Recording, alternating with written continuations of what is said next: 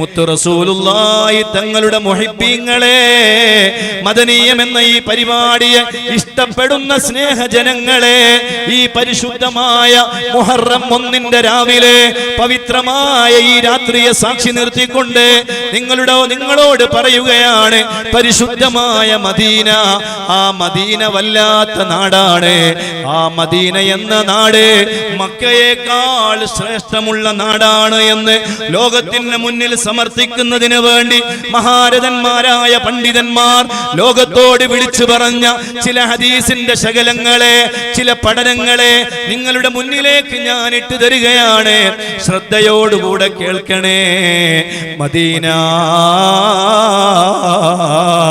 നമ്മുടെ സന്തോഷത്തിന്റെ നാടാണ്, നമ്മുടെ സ്നേഹത്തിന്റെ നാടാണ്, നമ്മുടെ ഹുബ്ബിന്റെ നാടാണ്, നമ്മുടെ മഹബ്ബത്തിന്റെ നാടാണ്.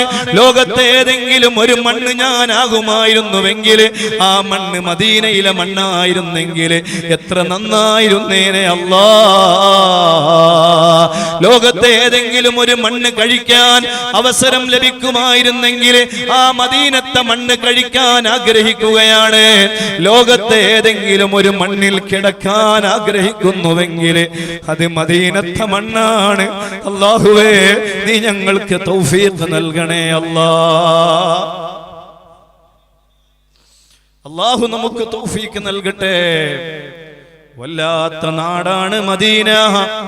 ആ മദീനയെ കുറിച്ച് അതേ ഇമാം ബുഖാരി റളിയല്ലാഹു അൻഹു ഉദ്ധരിക്കുന്ന ഒരു ഹദീസ്, അന്നബി ഹുറൈറ റളിയല്ലാഹു അൻഹു അനിൻ നബി സ്വല്ലല്ലാഹു അലൈഹി വസല്ലം, മാ ബൈന ബൈതി വമിൻബരി റൗളത്തും മിൻ റിയാദിൽ ജന്ന. അതേ, എന്റെ വീടിന്റെയും എന്റെ മിമ്പറിന്റെയും ഇടയിലുള്ള സ്ഥലം സ്വർഗമാണ്, സ്വർഗമാണ്. മുഹമ്മദ് റസൂലുള്ളാഹ്